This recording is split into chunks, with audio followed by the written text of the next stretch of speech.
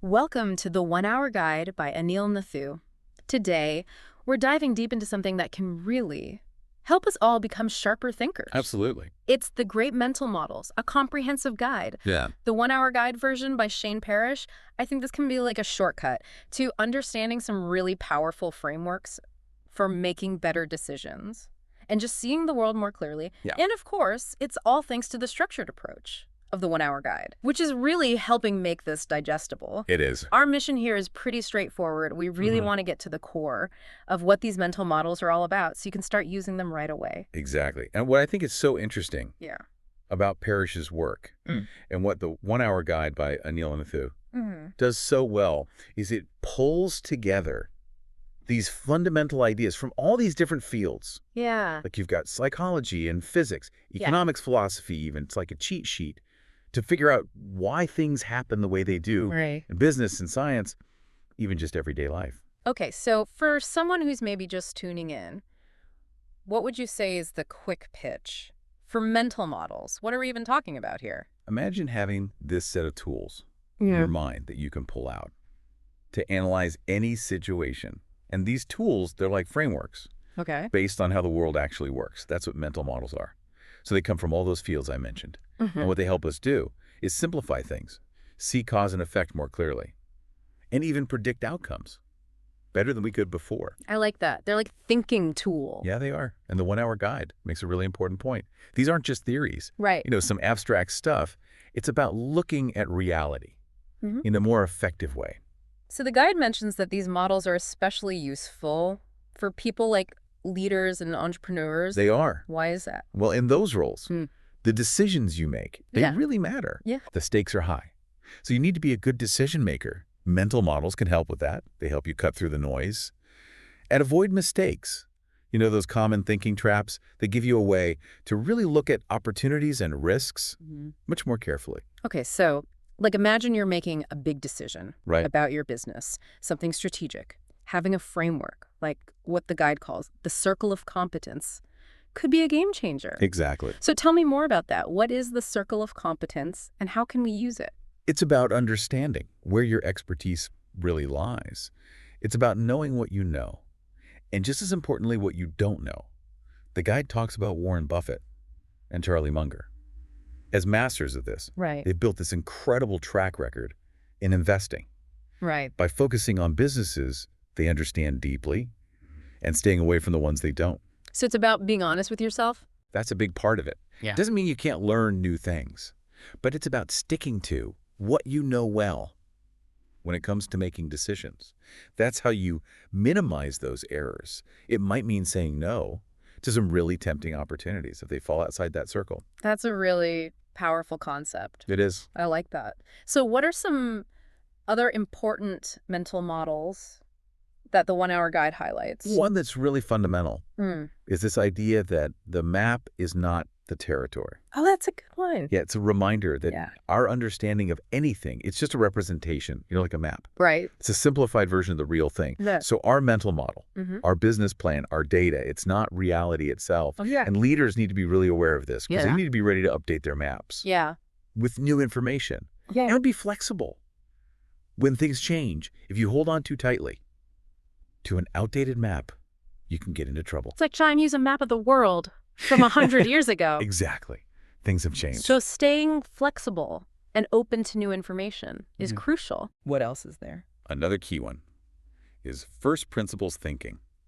Okay, I've heard of that one. This one is about breaking things down to their most basic truths and then reasoning up from there instead of relying on assumptions or just copying what others are doing. I see. The guide uses Elon Musk as a great example. Okay. When he wanted to build cheaper rockets, he didn't just look at how it was done before. He went back to the basics of physics Wow. and material costs, first principles.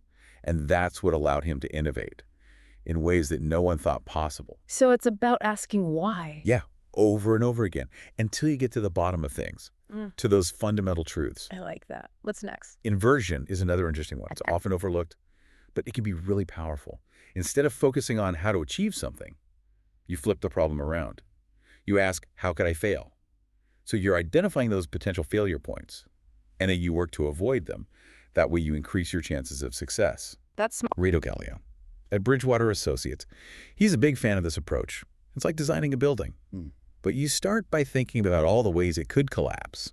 That makes sense. Yeah, you want to be prepared. So then we have second-order thinking, which I think is about looking past those immediate consequences. Exactly. It's asking, and then what?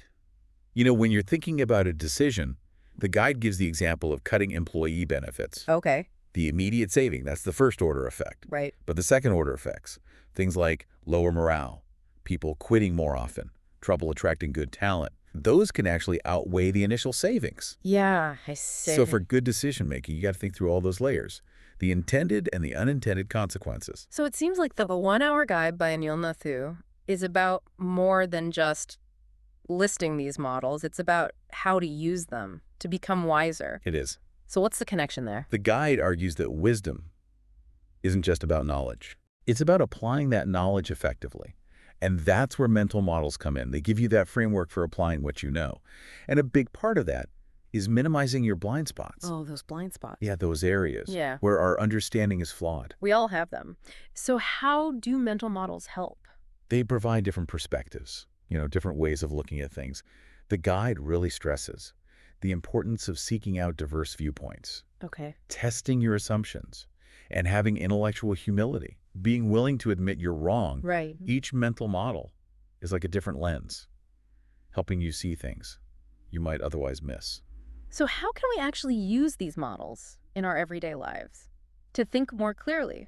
The guide suggests building a diverse mental toolbox. Okay. So you're not always relying on the same old approaches.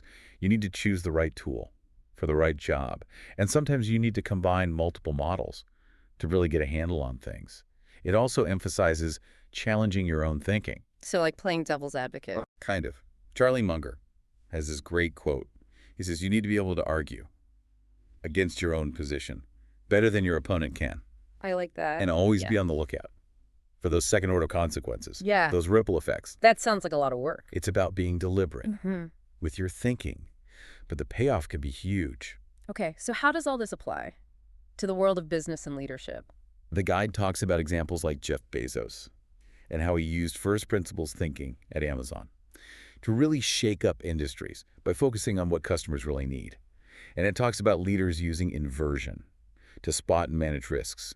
The message is that these mental models, they're not just abstract ideas, they're tools that can drive innovation, improve decision-making, and lead to success in any field. So the 1-Hour Guide by Anil Nathu doesn't just scratch the surface, it digs deeper into specific models. Let's start with the map is not the territory. What are some key insights? The guide emphasizes that all models have limitations. They're simplifications. They can't capture everything about reality. No. That's why it's so important to update them based on new information and feedback from the real world. You also need multiple perspectives to create a more accurate map and feedback loops to correct your understanding when it starts to go off track. Above all, you got to be adaptable because the territory is always changing.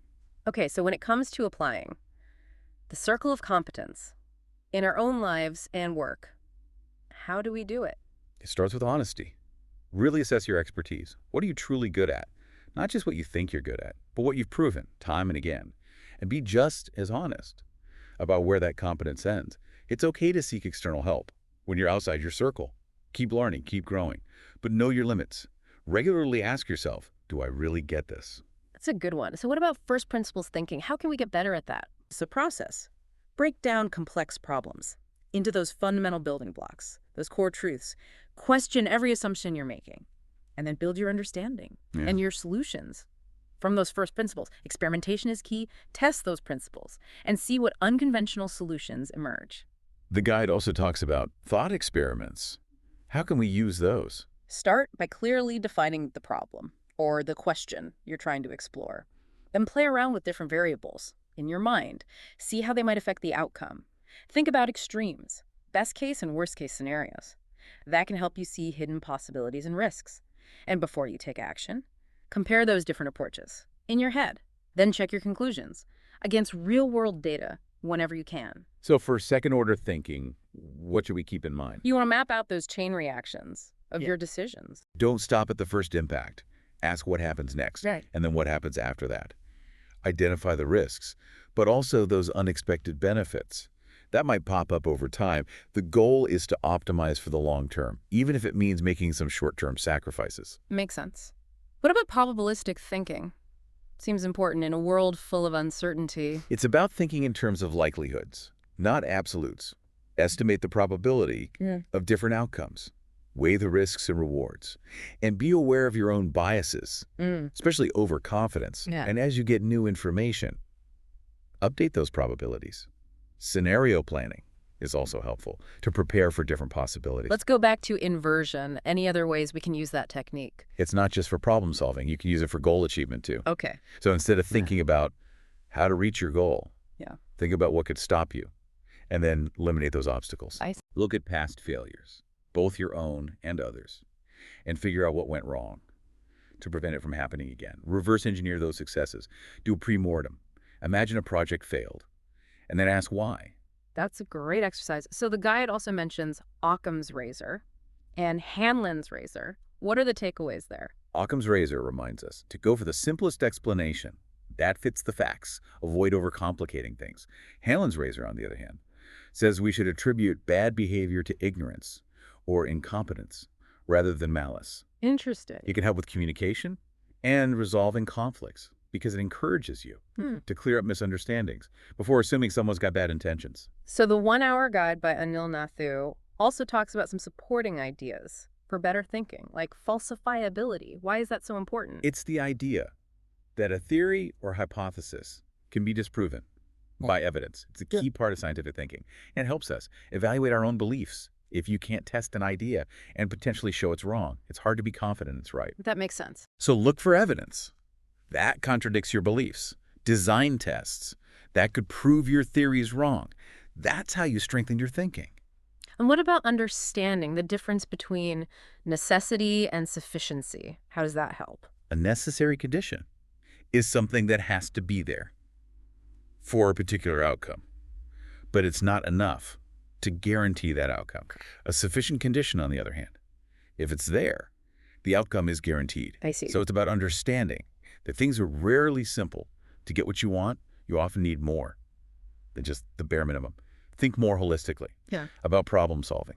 Finally, there's the difference between causation and correlation. Why do we mix these up? Because we see things happening together, and we assume they're connected, but that doesn't mean one thing caused the other. You got to look for direct evidence of that cause and effect link. Controlled experiments, A/B testing can help with that. Be skeptical of correlations. They can be misleading. Jumping to conclusions based on correlation alone can lead you down the wrong path. Use data, use logic to figure out what's really causing what. It's amazing how these fundamental ideas, laid out so clearly in the 1 Hour Guide, can make such a big difference in how we think and make decisions. It really is. By mastering these mental models, like the 1 Hour Guide by Anil Nathu explains, you're giving yourself a toolkit to deal with the complexities of life and achieve your goals. Thank you for joining us today. Buy the book at the 1 Hour Guide website for more business insights. And as you go, think about this. Which mental model resonates most with you, with the challenge you're facing right now? How could using that model change your perspective, maybe even lead to better actions?